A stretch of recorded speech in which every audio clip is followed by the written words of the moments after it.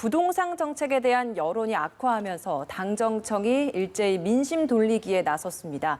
정세균 총리가 다주택 고위공직자들은 집을 팔라라고 지시한 가운데 노영민 실장도 논란이 된 반포 아파트를 이달 안에 처분하겠다고 밝혔습니다. 이 관련 포함한 정치권 소식들 두 분 전문가와 짚어보겠습니다. 현근택 더불어민주당 법률위원회 부위원장, 조청래 미래통합당 전 여의도연구원 부원장 자리하셨습니다. 어서 오세요. 안녕하세요. 안녕하십니까. 부동산 문제, 정치권의 가장 뜨거운 감자입니다. 네네. 정부, 여당 모두 다주택자들은 처분을 해라라고 지금 압박을 하고 있는 이런 상황입니다. 정세균 총리 역시도 코로나19 관련된 논의를 해야 하는 중대본 회의에서 이 부동산 문제를 꺼냈습니다. 일단 당정청, 부동산 문제가 굉장히 좀 위급하다라고 보고 있는 것 같은데 어떤 입장입니까? 네, 맞습니다. 아시다시피 참여정부 때도 비슷한 현상이 있었습니다. 괴당의 부동산 폭등하면서 어쨌든 여러 가지 이유가 있습니다만 그것도 하나의 정권을 빼앗긴 이유가 됐다라고 보고 있고, 어찌 보면 저희 민주당의 주된 지지층이 30, 40대 젊은 청년들이라고 볼 수 있는데요. 이분들이 굉장히 현재 이 부동산 폭등에 대해서 허탈감을 많이 느끼고 있으면서 우리 당에 대해서도 지지를 철회한다든가 이러고 있어서 결국은 우리 당의 주된 지지층, 그다음에 어쨌든 참여정부에 대한 어떤 트라우마 이런 게 작용하고 있어서 당정청, 특히 이제 고위 공무원들에 대해서도 물론 이게 법적 효력은 없습니다. 법적 효력은 없는 거지만 그래도 고위 공무원이라 그러면 어느 정도 뭐 다주택은 해소해라 이런 어떤 신호를 주는 것 같습니다. 예, 정부와 여당의 이런 움직임에 대해서 좀 어떻게 보십니까? 지금 민심의 정도가 너무 심각하고요. 나라의 경제 기반이 흔들릴 정도가 지금 되고 있는데 문재인 정부의 지금 부동산 정책 21차례 나온 걸 보면 핵심이 규제와 징벌적 과세로 되어 있습니다. 말하자면 규제와 징벌적 과세를 통한 수요 억제인데 집을 사지 마라. 있는 사람 다 팔아라. 있는 사람은 엄청난 세금을 매기겠다 이거예요. 근데 21차례나 내면서 실패를 했는데도 불구하고 이 기조를 바꾸지 않고 더한 규제, 더한 징벌적 과세로 지금 가고 있습니다. 이렇게 가서는 해결할 수가 없거든요. 예. 게다가 최근에 더 큰 문제가 되는 것은 집값의 상승분보다는 사실 전월세대란의 가능성입니다. 그런데도 민주당은 지금 임대차 3법을 7월 국회에서 통과시키겠다고 지금 나오고 있는 거거든요. 반시장적 논리로 끝까지 우기고 가다 보면 결국 서민들만, 국민들만 볼모로 잡히는 그런 결과가 될 수 있어서 정부가 정책 담당자나 정책 기조를 좀 바꿨으면 하는 바람을 갖고 있습니다. 예, 부동산 정책에 대한 실패를 정부가 인정하지 네. 않고 있다라는 이야기를 해주셨습니다. 오늘 이낙연 의원도 한 라디오 인터뷰에서 김현미 국토부 장관 경질론에 대해서 정부도 여러 가지 생각을 할 것이다라는 이야기도 했고요. 결과적으로 정부의 부동산 대책이 성공하지 못했다 이런 표현을 또 직접적으로 또 사용을 했거든요. 제가 보기엔 뭐 뼈아픈 얘기지만 예. 맞는 얘기인 것 같고요. 지금 말씀하신 것처럼 이제 두 가지 측면이 다 있는 것 같아요. 그러니까 수요 억제만으로 안 된다. 맞는 것 같습니다. 왜냐하면 지금처럼 이자율이 낮고 시중 유동자금이 지금 수천억이 풀려 있잖아요. 그러면 이게 지금 뭐 경제가 좋거나 이러면 아마 기업 투자로 갈 텐데 그럴 상황도 아니에요. 몇 개 뭐 SK 뭐 바이오라든지 이런 데 말고는 사실 주식이 엄청 뜨고 있지도 않거든요. 그러면 대부분 부동산으로 가게 돼 있어요. 은행 이자도 나는데 은행에 돈을 맡길 리가 없잖아요. 그러니까요. 오히려 돈을 빌려서라도 이제 부동산 상황이라서 저는 뭐 물론 지금 장관 거치도 나오고 있지만 장관 거치 문제를 차치하고라도 지금 지적하신 것처럼 공급책을 마련해야 된다. 저는 아마 뭐 많은 분들이 기억하듯이 수도권 1기 신도시 100만 원, 200만 원 이런 게 있었잖아요. 좀 아마 파격적으로 그린벨트를 해제하든지 아니면 뭐 공공임대주택을 뭐 100만 원을 짓든지 좀 정말로 살 수 있는 사람은 살 수 있게끔 일단 만들어주는 게 중요하다고 봅니다. 저는 그래서 뭐 지금 말씀처럼 어떤 공급책도 마련해야 되고, 근데 임대차 보호 3법이 결국은 이제 그 상승을 못하게 하거나 아니면 전월세를 제한하는 방법인데 이게 뭐 임차인한테 계속될 것이다. 그동안 계속 그렇게 해왔거든요. 그렇다고 해서 마음대로 올려도 되느냐? 그건 아니거든요. 결국은 이것도 집이 부족하기 때문에 생기는 거예요. 싼 값으로 임대주택을 공급하면 됩니다. 그리고 사고 싶은 사람한테는 주택을 분양하면 되는 거고 결국 그래서 이것도 결국은 공공임대주택을 공급하는 늘리는 방식으로 저는 뭐 해결이 가능하다고 보고 있습니다. 예. 고위공직자들 다주택 현황에 대해서 요즘 굉장히 많은 관심입니다. 지난 3월에 재산 공개 당시에 그 내용을 좀 보면 1급 이상의 고위공직자 그리고 유관단체장 중에서 2주택자가 무려 196명이고요. 3주택자가 36명.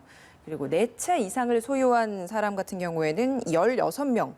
그러니까 3명 중에 1명꼴로 거의 다주택자였던 겁니다. 부동산 정책을 만들고 담당하고 이 규제책을 만들어내는 그 당사자들이 이렇게 다주택을 보유하고 있는 이 현황을 저희가 좀 어떻게 바라봐야 되겠습니까? 이게 재미있는 현상이요. 이게 지금 고위공직자뿐만 아니라 청와대 예를 들어서 비서관급 이상도 3분의 1 정도예요. 지난번에 서울시의회 다주택자도 보니까 3분의 1이에요. 대략 30% 정도, 공공기관에 있는 분들이 30% 정도는 다주택자라 보면 될 것 같은데 또 사실은 주택수가 부족한 건 아닙니다. 근데 지금 무주택자가 40%가 넘어요. 한마디로 얘기하면. 그러니까 뭐 어쨌든 공무원이라든지 아니면 이런 뭐 국회의원이라든지 아니면 뭐 시의원이라든지 이런 분들이 다주택자가 많다. 그럼 당연히 권력도 갖고 돈도 갖고 다 가진 거 아니냐. 이런 국민들이 생각을 안 할 수가 없죠. 국민들은 예. 돈도 없고 권력도 없는데 둘 다 갖고 있는 거 아니냐. 이제 이런 비난 여론이 있는 거거든요. 그래서 저는 아마 일정 정도의 뭐 선출직에 있다든지 아니면 고위 공무원이라든지 이런 분들은 어느 정도 국민들의 이런 뭐 감정도 물론 뭐 법으로는 안 되지만 좀 헤아릴 필요가 있다고 봅니다. 예. 부원장님 의견 어떠신가요? 지금 뭐 잘 아시지만 그 국민들의 그 감정은 한마디로 분노와 배신감입니다. 뭐냐면 시장 작동의 원리에서 제일 중요한 게 심리고 또 시장 작동 원리에 대한 신뢰인데 그게 사실 깨진 거거든요. 뭐냐면 지금 말씀하셨지만 21번이나 부동산 대책을 바꿔가면서 냈는데 최대의 수혜자가 그 정책을 위반하는 정부 고위직이라는 것은 정말 유율배반적인 분노의 대상이 되는 거거든요. 예. 이런 부분들이 촉발되었기 때문에 사실은 이 부분에 대한 획기적인 대책 없이는 시장의 신뢰나 또 심리의 안정이 오기가 힘들다. 지금 미온적으로 계속 특정 장관에 대한 신뢰를 대통령께서 확인하시고 그분을 통해서 다시 대책을 실패한 장관에게 다시 대책을 가져오라고 그러고 이런 상황들이 국민들을 더 절망하게 만드는 겁니다.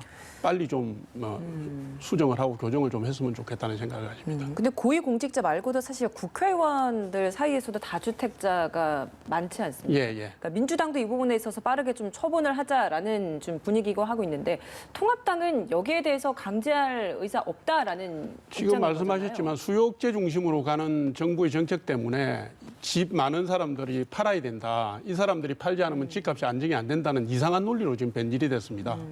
실제적으로 이 집을 지금 다주택자, 고위공직자와 국회의원들이 판다고 해서 지금 부동산 가격이 안정되는 건 아니거든요. 문재인 정부 지금 3년간의 부동산 정책의 실패에 대한 분노나 그 반발감을 그쪽으로 전이시킨 듯한 느낌이 있는 게 사실입니다. 그렇다고 해서 이 정부가 지금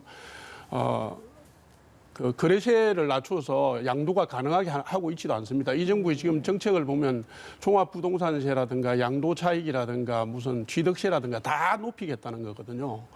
지금 수도권에만 10년째 2주택 이상을 보유한 사람이 10만 명입니다. 그러면 만약에 다주택자에게 집을 팔게 하려면 양도소득세를 낮추든지 출구를 열어줘야 될 거 아닙니까? 시장의 조율 기능을 회복시켜야 되는데 수요도 억제하고 공급도 억제하는 이런 이율배반적인 정책이 가고 있기 때문에 아마 많은 분들이 다주택자들 중에 많은 분들이 경제적으로 혹은 심리적으로 승복할 수 없는 그런 상태에 놓여 있을 거라고 봅니다.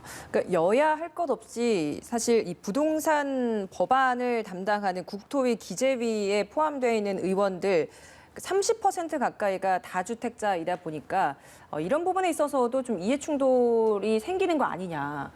이런 시각이 있거든요. 이건 어떻습니까? 국민정서법이나 혹은 지금 민주당 지도부가 추진하려고 하는 종합부동산세, 취득세, 양도소득세 중과 측면에서 보면 그 관련 분야 입법을 추진하는 상임위의 이해 충돌의 가능성이 충분히 있습니다. 그거는 뭐 지금 현재의 부동산과 관련된 국민 여론에 비추어 본다면 그런 측면이 있기 때문에 적절하게 조정이 되고 적절하게 출구를 열어가야 된다고 생각합니다. 그러면 이 국토위나 기재위에 소속되어 있는 의원들만이라도 1가구 1주택은 좀 실천을 해야 된다라는 의견이신 건가요? 아마 그분들 스스로가 지금 국민들로부터 엄청난 압박을 느끼고 계실 겁니다. 알겠습니다. 예.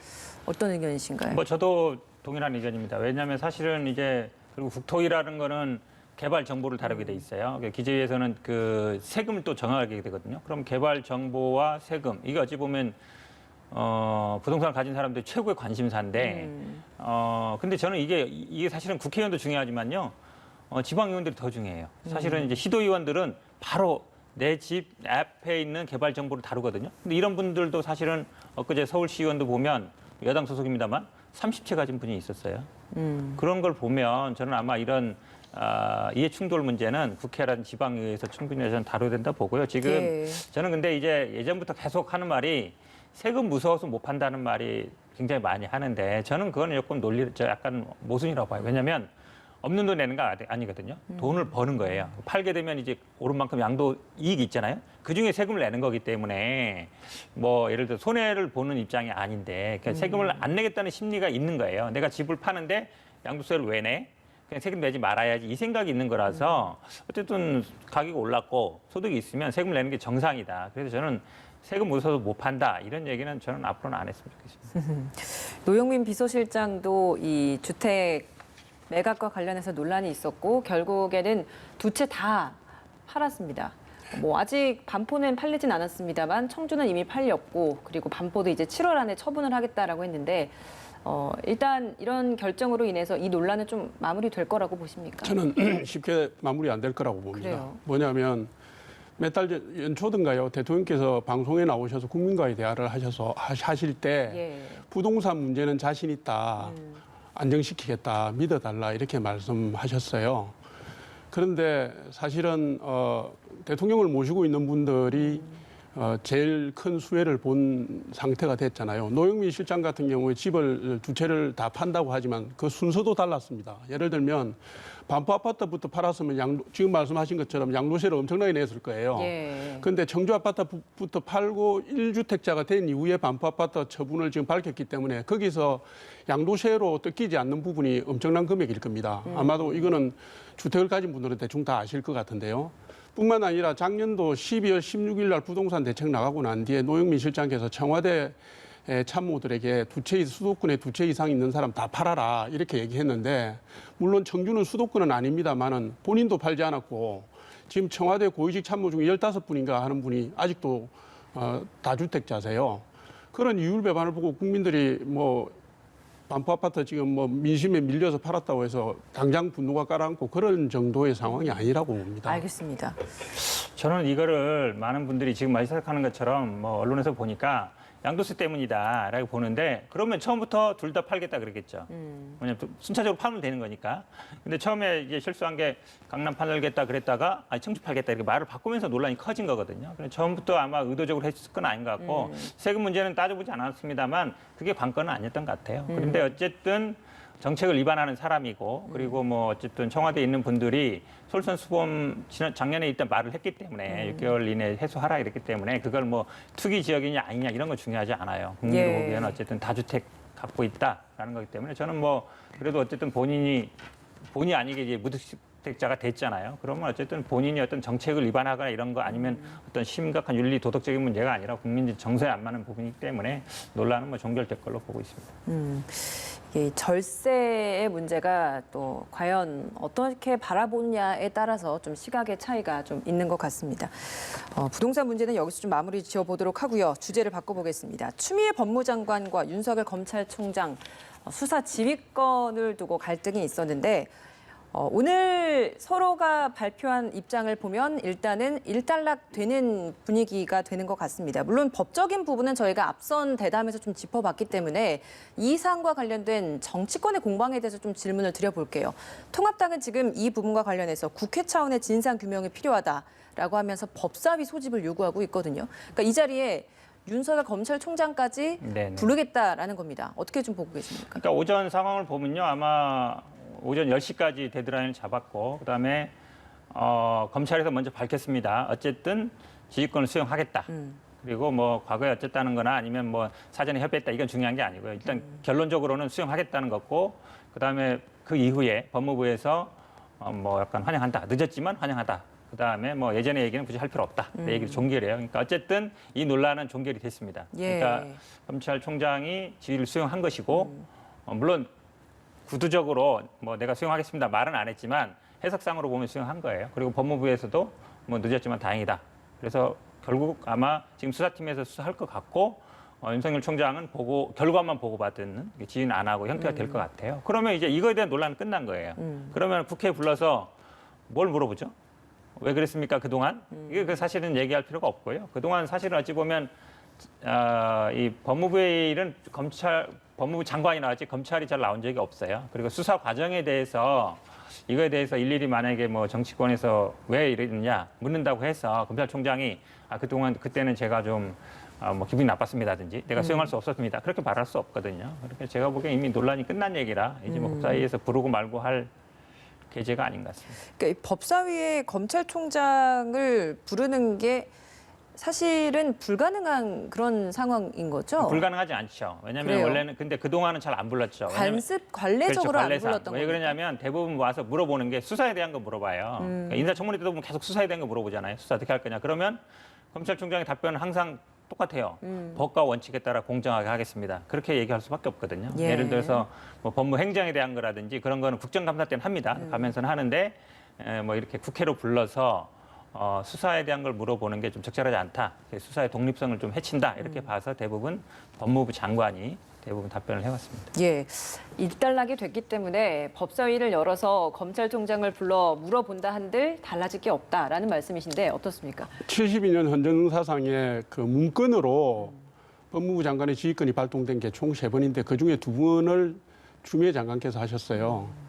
그 2번도 뭐 사건의 처리 방향에 관련된 게 아니라 어디서 할 건지 절차를 어떻게 할 건지 하는 부분에 대한 수사 지휘권을 발동한 건데 법조계에서는 너무 검찰에 대한 간섭이 잦다. 그리고 법무총장이라는 비아냥도 나오고 그런 상황이었어요. 검찰과 법무부가 충돌함으로 해서 국민들이 그동안 많이 불안했고요. 불편했던 것도 사실이고 또 이 사태가 지금 추미애 장관의 검찰 지휘 방침 언론에 비친 걸로 보면 또 재발 산발할 수 있는 상황이어서 제가 볼 때는 지금까지 경과나 검찰 독립성을 유지하기 위한 그 법률 제도적인 방편을 마련하기 위해서라도 법사위에서 불러서 그간의 경위를 알아보는 것은 뭐 정당하고 불가피하다고 봅니다. 예. 근데 말씀해 주신 것처럼 이제 관례상으로는 윤석열 검찰총장이 이렇게 법사위 회의에 불려오는 경우가 없었잖아요. 네네. 그럼에도 불구하고 부를 수 지금 있겠습니까? 헌정사상 72년 만에 추미애 장관에 의해서 만들어진 것도 처음입니다. 이렇게 처음 만들어진 상황에 대해서 정치권이 손을 놓고 있다는 것도 말이 안 되지 않습니까? 국회가. 알겠습니다. 좀 한마디 하면요. 예. 그러니까 수사 지휘가 서면으로 이루어진 거는 뭐 전정배 장관하고 지금 어찌 보면 추미애 장관 2번째라고 볼 수 있는데 그동안 어찌 보면 민정수석이나 법무부 장관이나 검찰총장이 다 이제 검찰 라인으로 쭉 선후배 관계가 되는 거예요. 그러다 보니까 사실은 서면에 이해하지는 않았지만 구두상으로 아니면 간부들 간에 서로 의사소통 간에 많이 돼 왔습니다. 근데 예. 그 2번 공통점이 결국은 검찰 출신이 아니라는 것이죠. 그러다 보니까 문제가 된 건데 그 아마 지금 말씀드린 뭐 수사 지휘권이라는 이런 것들은 법으로 의원들이 해결하시면 돼요. 그러니까 결국 물어보고 싶은 게 이번에 이게 어떻게 된 거냐, 과정이란 이런 걸 물어보는 건데 저는 뭐 그걸 굳이 이제 와서 또 들칠 필요는 없다라고 봅니다. 법사위가 이제 소집이 되려면 위원장의 그렇죠. 승인이 떨어져야 되는 여야 거잖아요. 합의가 일단 돼야 되죠. 예, 근데 이제 그 부분에 있어서 민주당은 일단은 반대하고 있기 때문에 네네. 법사위가 열릴 가능성은 좀 희박하겠네요. 그렇죠. 열려도 아마 뭐 소환하는 거는 뭐 합의가 돼야 되는데 여야 합의는 안 될 것 같습니다. 통합당이 비공개 의총에서 민주당이 차지했던 그 법사위원장 이걸 돌려놓지 않으면 그 국회 부의장 이 역시도 추천을 하지 않겠다. 그러니까 민주당이나 다른 측에서 뭐 합의해서 다른 사람을 국회 부의장으로 앉혀라라는 의견으로 좀 통일시킨 것 같습니다. 근데 주호영 원내대표는 국회를 복귀하면서 사실 정보위 구성에서의 부의장 몫이 필요하기 때문에 국회 부의장에 있어서 또 함께 이제 한꺼번에 좀 처리하려고 노력을 해왔잖아요. 그러니까 이 네, 부분에 있어서 당 내에서 주호영 원내대표의 협상력을 비판하는 목소리도 어제 있었다라고 하더라고요. 그러니까 실제 네, 네. 당내 분위기 어떻습니까? 지금 뭐 32년 만에 17개 상임위원장 민주당이 다 독식했고 상임위원도 국회의장께서 강제 배분해가지고 한 상황에서 그 여야 협상으로 협의를 통해서 하게 돼 있는 부의장만 하는 게 좀 이상하잖아요. 실제로 국회 운영의 합의와 협치 구조로 보면 상임위도 하고 국회 부의장만 하는 건 괜찮지만 상임위원장들은 하고 싶은 대로 다 하고 부의장만 가져가서 편의적으로 정보위 구성을 위한 걸 하자 뭐 이런 부분들은 당내에서 비판이 충분히 나올 수 있는 소지가 있고 그런 불만들이 있는 건 사실입니다. 네. 왜냐하면 끝까지 투쟁을 하든지 아니면 실리를 챙기든지 이렇게 했어야 되는데 어정쩡했다라는 비판이거든요. 주호영 원내대표 뭐 사퇴해야 한다라는 이야기까지 나왔다는데 뭐 실제 그런 목소리가 강합니까? 당내에는 여러 가지 목소리 다 있습니다. 어. 지금 그동안에 재신임한 지가 얼마 되지 않은 상황이라서요. 네네네. 예. 그러니까 지금 3차 추경도 그렇고 국회에서 배제되면서도 향후 원내 투쟁의 방향을 잡아가기 힘든 현재의 주소를 반영하는 것이거든요.